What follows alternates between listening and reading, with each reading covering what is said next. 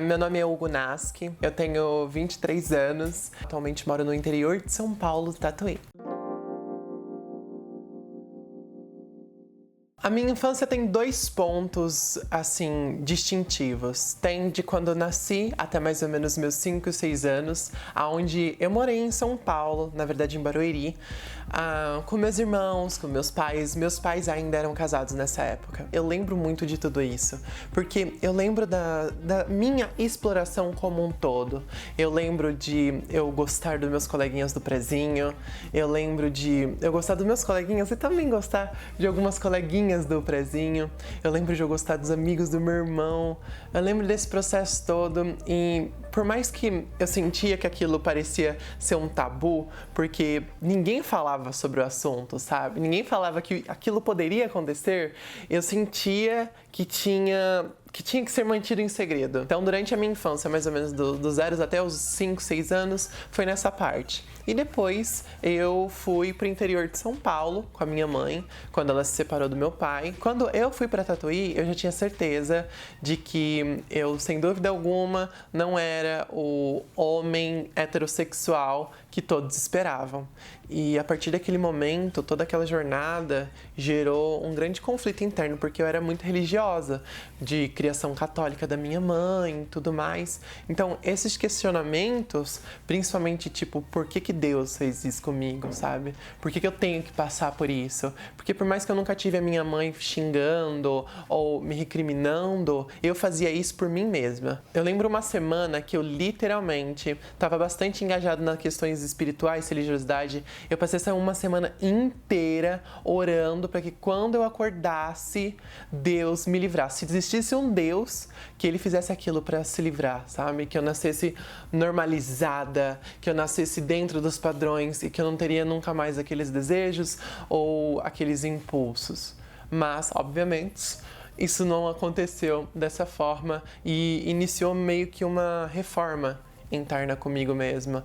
Mas o princípio de tudo que me fazia trazer uma angústia muito grande, porque desde pequena eu já tinha depressão, ansiedade severa, era a noção de que esse ser todo-poderoso do universo condenava um desejo que era muito maior do que o gostar, era uma coisa interna, algo extremamente poderoso. Então eu falava, se ele é tão perfeito assim, como que ele poderia cometer uma imperfeição dessa, entende? Que já veio tão nato comigo. Então, durante a minha infância, principalmente na minha infância, desse período dos 6 aos 10 anos, foi quando começou as minhas tentativas de suicídio, quando começou também meu processo de automutilação, que eu acho que a primeira vez que eu me mutilei eu tinha 9 anos. Foi muito complicado, principalmente de eu lidar com o meu ódio próprio, porque durante a minha infância eu não tive que lidar tanto com os ódios dos outros, mas principalmente com o ódio que eu tinha internamente. A minha mãe, ela sempre tentou ser muito neutra, só que ela viveu uma infância de extrema pobreza, de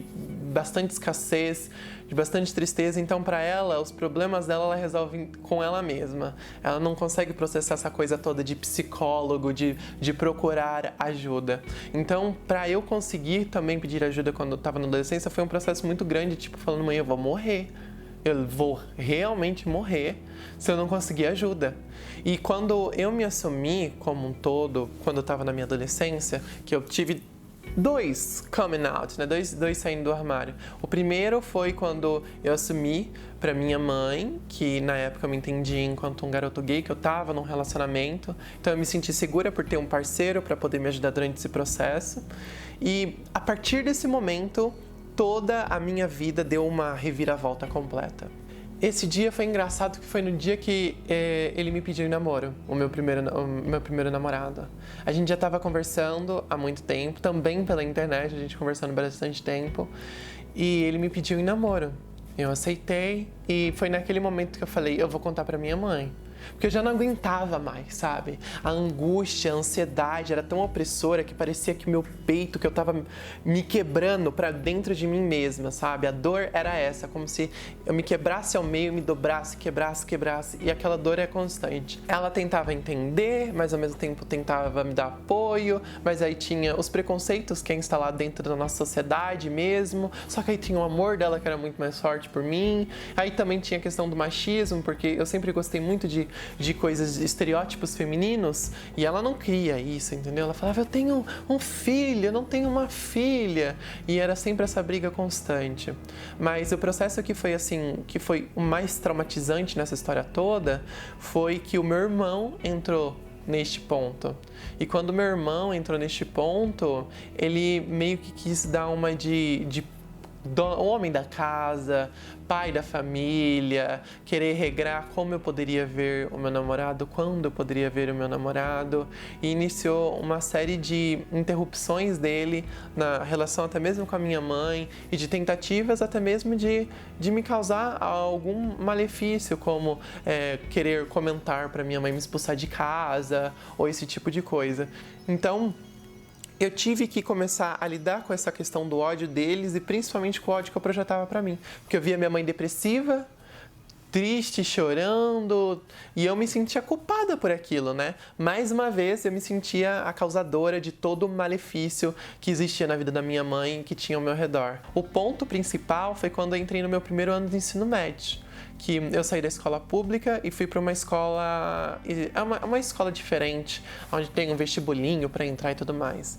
E nessa escola tinha alguns homossexuais e tudo mais. Foi quando eu comecei a se sentir inspirada a não negar mais a minha existência. Eu parei de querer esconder, de querer compensar e mostrar, não, eu sou sim, eu sou isso, aquilo. Aí foi quando começou a dissipar socialmente e publicamente a questão daquela época, até que eu me entendi enquanto menino, da homoafetividade. Aí quando eu estava no ensino médio, comecei a fazer um curso técnico de enfermagem, como a possibilidade de eu conseguir acesso ao mercado de trabalho, e nesse meio tempo também já comecei o meu canal no YouTube para falar sobre esses meus problemas com saúde emocional, saúde mental, questões de sexualidade, coisas que eu vivia. E foi aí que eu encontrei o refúgio de literalmente buscar pessoas que tinham vivência como eu e que eu poderia buscar conforto nessas pessoas. Eu acho que o que mais me faltou foi confiar mais nos meus amigos, de buscar a ajuda deles, de dizer que eu não estava bem, de dizer que eu precisava de ajuda, de dizer que as coisas estavam difíceis. Porque quando você compartilha a sua dor, por mais que ela não suma, ela parece que ela se torna mais leve, parece que todo mundo está carregando junto com você. Aí quando você vê mais pessoas carregando, mesmo que as suas próprias dores, isso dá um conforto, de certa forma, de tipo, eu não tô sozinho, eu não tô passando por isso apenas eu, existem outras pessoas e a gente pode se dar força. Então, acho que o principal é buscar laços, buscar comunidade, buscar pessoas que sejam importantes na vida de vocês e se aproximar delas. E, principalmente, analisar qual que é o melhor momento de você realmente se assumir. Porque eu sempre falo que não faz sentido você se assumir se corre o risco de você ser expulso de casa, ser espancado, colocar a sua vida em risco. Se aproveita muitas vezes dos privilégios que você tem para fazer cursos, para estudar, para eventualmente você conseguir ter a capacidade de sair de casa. Mas é importante que você nunca minta para si mesmo. Por mais que você omita para os seus pais, por mais que você omita para sua família, que fique bem claro para você mesmo quem você é, que você não se engane. Porque eu acho que o processo mais doloroso é quando você tem aquela batalha de quem você é dentro de si, não para os outros. Porque o que os outros pensam, o que os outros acham, não é tão doloroso quanto o que você acha sobre si mesmo. E isso, eu acho que é o que é o principal. Busque amigos e tente buscar forças com um passinho de cada vez. E como é que a Hugo Nasco está hoje em dia? Como é que foi passar por todo esse processo? O que você tira de aprendizado de tudo isso? E você imaginou que você ia chegar onde você está hoje? Olha, eu não vou ser mentirosa não, porque desde pequena eu sempre tive projeções muito grandes. E eu sabia onde eu queria chegar e eu esperava que eu chegasse lá um dia. Mas ainda é surreal quando eu vejo que os meus sonhos de infância estão se tornando realidade, sabe? Que tudo que eu projetei, aos poucos, estão se tornando realidade, por mais que eu ainda esteja tropeçando, implodindo internamente, eu tô dando um passinho de cada vez. É isso, gente. Eu acho que o segredo de toda a nossa existência é o tempo, porque o tempo vai nos ensinar também muitas coisas. E com o tempo você vai fazer novas amizades, amizades que te entende como você é. Né? E você não vai se sentir mais sozinho. Agora com o YouTube você tem o canal da Hugo Nasca pra se inspirar em vários outros canais. Tem aqui do Gabriel Estrela, que ele tá aqui, ó, tá pelado aqui. E é isso, gente. Olha, não deixe de se inscrever no canal. Se você gostou dessa história, se você se identificou com essa história, se essa história te tocou, você, pai e mãe, que também está assistindo esse vídeo, deixa o comentário aqui, né? O que nós mais queremos é que ninguém mais passe pelo que a gente passou, Sim. porque não é necessário ter histórias de sofrimento para ser LGBTQ. Então, não deixe de comprar o livro Guardei no Armário. Já tenho, tá lá em casa. Em todas as plataformas digitais já tem também no site guardenarmário.com. Então não deixe de se inscrever nesse canal. Um dia ainda aparecerei no canal da Hugo para jogar um videogame. Eu não sei jogar nada, só Tetris. E é isso, gente. Espero que vocês tenham gostado. 2 beijos e até a próxima. Essa falta de empatia, essa é uma história que podia ser minha, podia ser sua também. Vem com esse papo de cura, meu bem, a doença é a